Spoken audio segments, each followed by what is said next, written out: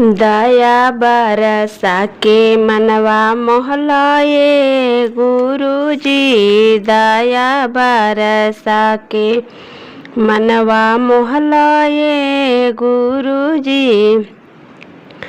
मोहलाए गुरुजी, मोहलाए गुरुजी। दया बरसा के मनवा मोहलाए गुरुजी। दया बरसा के मनवा मोहलाए गुरुजी।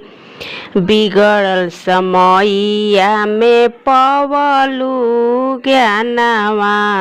बिगड़ल समैया में पवलू ज्ञानवा।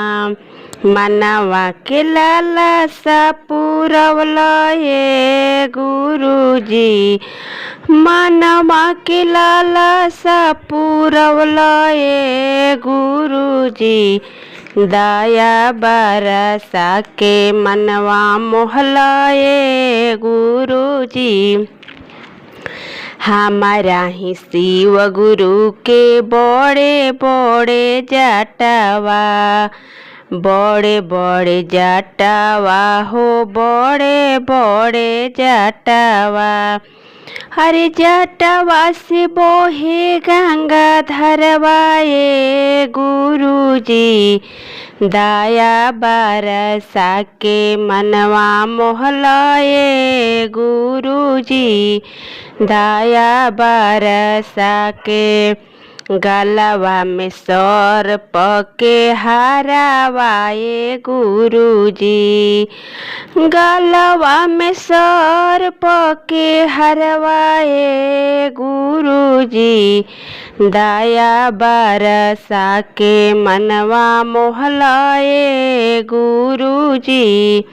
भैया हरेंद्र के 3 गो सुतारवा।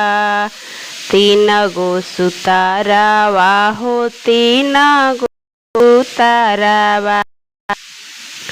अरे धरती पे कैले बा मलवाए गुरुजी। दया बरसा के मनवा मोहलाए गुरुजी। दया बरसा के मनवा मोहलाए गुरुजी। हमारा ही शिव गुरु के कोमर मृगा छलवा। हमारा ही शिव गुरु के कोमर मृगा छलवा।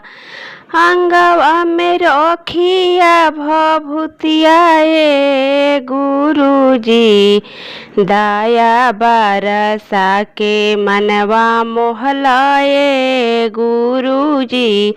दया बरसा के मनवा मोहलाए गुरुजी।